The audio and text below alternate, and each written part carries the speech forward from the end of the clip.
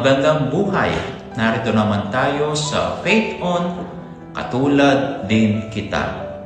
May mga pangarap, may pamilya, may pinangangalagaan.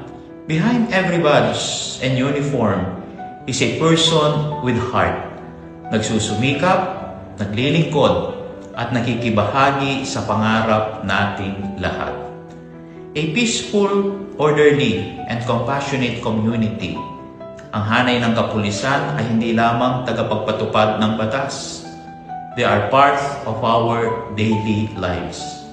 In every student, they help cross the street. In every late-night emergency response. And in every call for help from the community. They show up quietly but faithfully. Hindi kailangan maging perpekto. What matters is being present with heart, with purpose. Katulad din kita.